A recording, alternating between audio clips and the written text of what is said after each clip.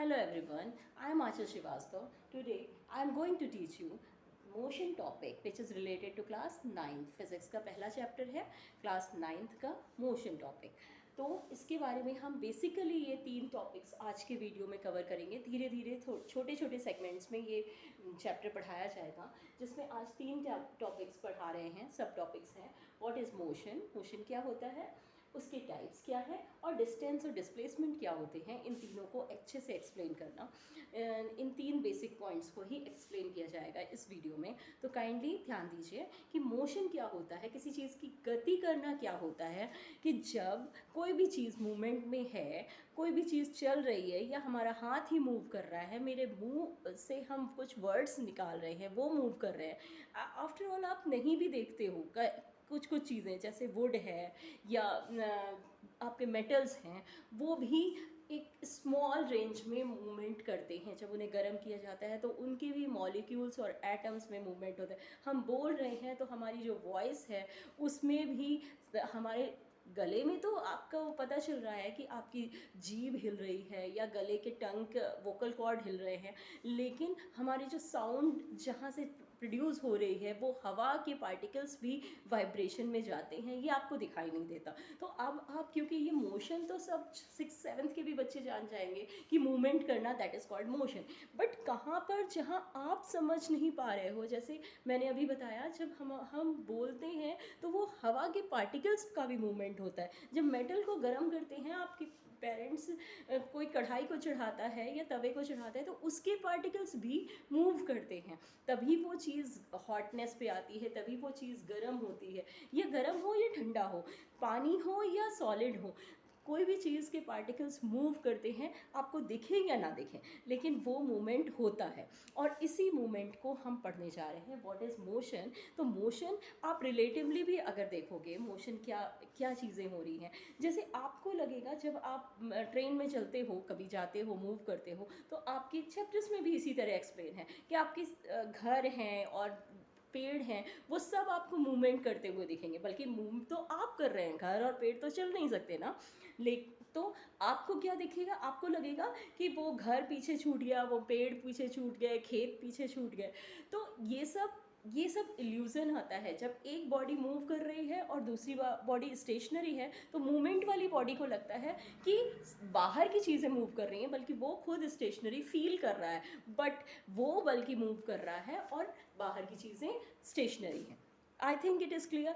अब जैसे आप बस में बैठे हो और आपके बगल में सीट पे या फिर आपके सामने की सीट पर कोई पैसेंजर है या आपका दोस्त है, कोई भी है, तो वो आपको रुका हुआ फील करेगा, बल्कि दोनों ही मूव कर रहे हैं उस बस के थ्रू. बस के थ्रू तो दोनों मूव कर रहे हैं, लेकिन आपको लगेगा कि ये पर्सन तो मेरे ही पास बैठा है, लेकिन वो दोनों लोग मूव कर रहे हैं. तो ये सारी चीज़ों को समझना, ये सब आपकी 9th क्लास में है. सबको पता है बॉल तो मूव करती है, क्रिकेट बॉल को हम फेंकेंगे तो मूव करेंगे, हम लोग दौड़ रहे हैं तो मूव कर रहे हैं. लेकिन कई कई चीज़ें जो आपको नहीं पता चल रही हैं, जैसे हमारे बोलने पर या एयर के पार्टिकल्स में या हवा तेज़ चलती है तो वो या पानी के अंदर या मेटल्स में कैसे मूवमेंट हो रहा है, धीरे धीरे आपको ये समझना है. और इसी के लिए ये चैप्टर है कि व्हाट इज़ मोशन. अब आता है, मेरे ख्याल से मोशन समझ में आ गया होगा कि मोशन में आपको समझना है कि क्या क्या चीज़ें मूव कर सकती हैं. बल्कि हर एक मोस्ट ऑफ द चीज़ें जो आप एक टेबल रखी रहती है, एक चेयर रहती है, एक सोफ़ा रहता है, उसके भी पार्टिकल्स, उसकी भी चीज़ें, जब आप डस्ट साफ़ करते हो तो उसके पार्टिकल्स उछलते हैं ना, वो भी कभी उनके में भी बहुत स्लाइटली मूवमेंट होता है और वो भी डिटेरिएट होते हैं, वो भी क्षणिक हैं. जो चीज़ें ख़राब हो रही हैं, जो चीज़ें जा रही हैं, तो उसमें भी मोशन होता है जो आपको पता नहीं चलता. तो कुछ इन्हीं सब मोशंस के बारे में हम पढ़ेंगे. तो उनके टाइप्स क्या हैं, आज मैं इनके टाइप्स बताते हैं. तो पहला तो सबको पता है, सब समझ भी सकते हैं, straight line motion. First is what, straight line. Straight line motion. Second is circulatory motion, मतलब गोल घूम जाना. ठीक है, straight line is like this. ठीक है, मैंने यहाँ पे एक डायग्राम भी बना दिया. I think it is now visible. Now circulatory, like zero, कहीं पे भी सर्कुलर मोशन, गोल घूम जाना किसी चीज़ का, that's called circulatory. Number third is vibration. Vibratory, vibration होता है एक ही जगह पर घूमना, दैट्स कॉल्ड, या एक ही जगह पर ऊपर नीचे का movement, that's called as vibration.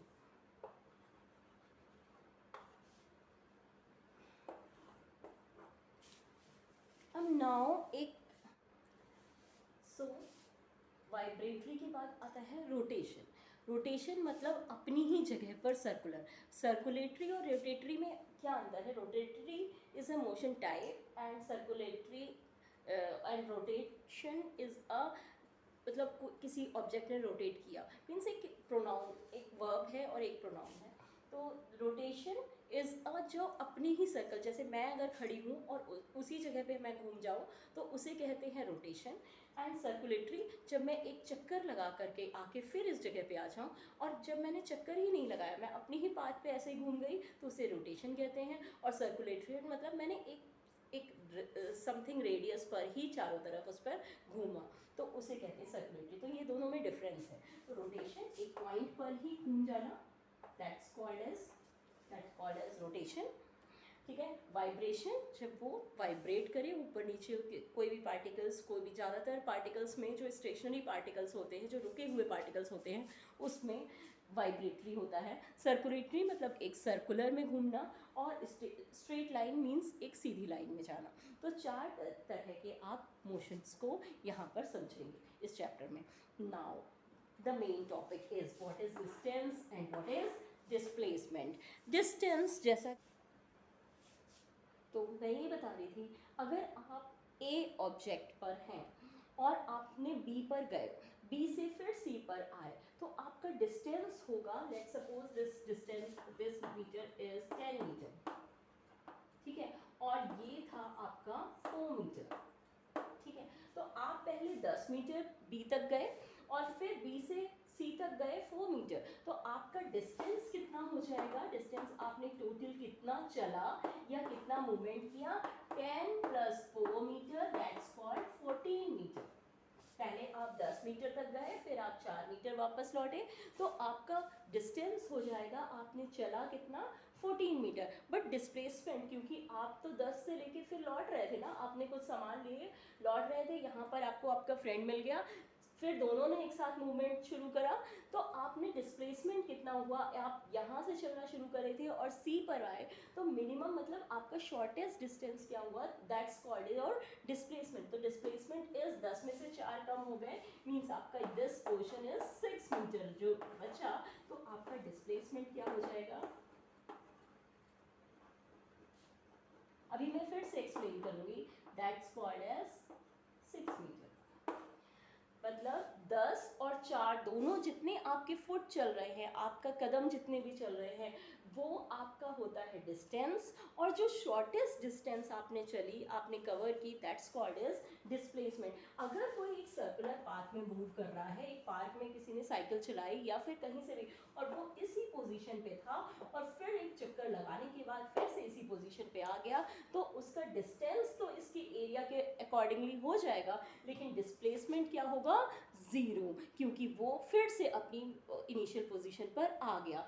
तो मेरे ख्याल से अब थोड़ा बहुत क्लियर हो रहा होगा कि डिस्टेंस, जितने भी आपने कदम चले या जितना भी आपने अपनी साइकिल को दौड़ाया, that's called your distance. And जहाँ पर भी आप पहुँचे लास्ट में, initial point and final position, मतलब इनिशियल पोजीशन और फाइनल पोजीशन के बीच में जो भी डिफरेंस होता है, दैट्स कॉल्ड योर डिस्प्लेसमेंट. जब अगर वो उसी पोजीशन पे फिर पहुँच जाता है तो फिर उसे कहेंगे ज़ीरो डिस्प्लेसमेंट. लेकिन अगर वो कहीं पे, लेट्स सपोज वो यहाँ पर पहुँचता, तो उसका ये डिस्प्लेसमेंट होता.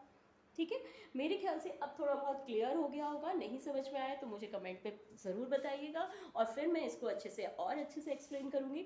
मेरे ख्याल से अब थोड़ा थोड़ा तो क्लियर हो रहा होगा कि अगर कोई सर्कुलर पाथ में है या कोई स्क्वायर पाथ में है, अगर वो शॉर्टेस्ट डिस्टेंस जो होती है, दैट्स कॉल्ड योर डिस्प्लेसमेंट. और जितने भी कदम वो चलता है, जितनी भी वो अपन मूवमेंट कर रहा है, उसे कहते हैं डिस्टेंस. तो इनसे समझ पाओगे, डिस्टेंस हमेशा पॉजिटिव होता है, चाहे वो पीछे की तरफ ही मूव कर रहे हैं, चाहे वो किसी भी डायरेक्शन में मूव करे, लेकिन वो हमेशा डिस्टेंस पॉजिटिव ही लिया जाता है, क्योंकि आपने कुछ वर्क तो किया कहीं जाने के लिए, चाहे आप आगे की तरफ मूव कर रहे हो या पीछे की तरफ मूव कर रहे हो, लेकिन आपने जो काम किया तो उसे पॉजिटिवली लिया जाता है। दैट्स डिस्टेंस हमेशा पॉजिटिव होता है, और डिस्प्लेसमेंट ज़ीरो भी हो सकता है और निगेटिव भी हो सकता है। ज़रूरी नहीं है आप लास्ट में आप कहाँ पहुँचे, आप लास्ट में तो उसी जगह पे हैं, आपने चक्कर चाहे कितने भी लगा लिए होंगे, लेकिन आप फाइनली लास्ट में कहाँ पहुँचे, अगर आप उसी जगह पे पहुँचे हैं तो आपका डिस्प्लेसमेंट ज़ीरो हो जाएगा। मेरे ख्याल से अब आपको क्लियर हो गया होगा। अब आज के लिए आप इतना ही ठीक से समझिएगा, और इसके जो एक्सरसाइज के 3 क्वेश्चंस लिखे हैं ब्लू बुक क्वेश्चन में, जो एनसीईआरटी की बुक में, उन्हें सॉल्व कीजिएगा। कोई डाउट हो तो ज़रूर पूछिएगा। आज तक के लिए बस इतना ही। Thank you for watching my channel. Thank you.